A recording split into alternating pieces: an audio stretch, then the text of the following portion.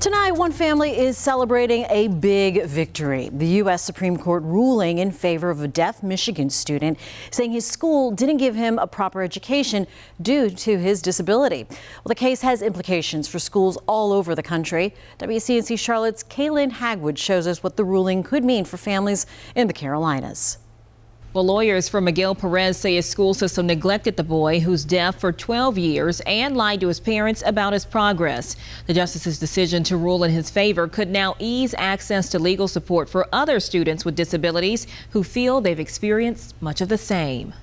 A glimmer of hope for some North and South Carolina families concerned their children with disabilities aren't receiving the right support in schools. The Supreme Court ruling unanimously in favor of a deaf student in Sturgis, Michigan, who says his ability to communicate was permanently harmed by inflated grades and a lack of true support. Unfortunately, it's a common response to these situations. Speaking with WCNC Charlotte through an interpreter, Rey Castillo, whose deaf, agreed with others who said they aren't surprised by what happened, sharing an experience he had with his daughter, who's also deaf, at a North Carolina school. The school is like, no, she's just speech impaired. She doesn't need an interpreter.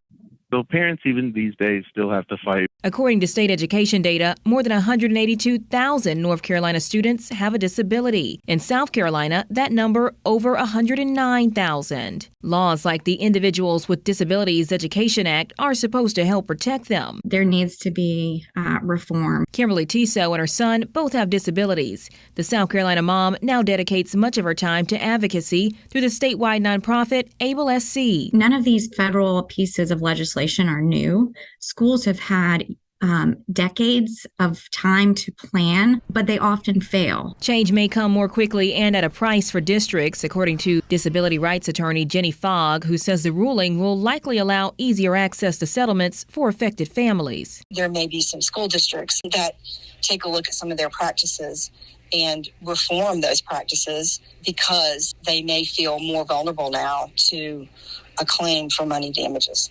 Well, in an email to the AP, the superintendent for Sturgis Public Schools said that, quote, every experience provides us with an opportunity to learn and grow. And through this, we'll gain knowledge, insight, and understanding that will help us maximize every student's true potential. Castillo and Tiso just hopeful the ruling will help other districts better serve students with disabilities as well. In the studio, Kaylin Hagwood, WCNC Charlotte.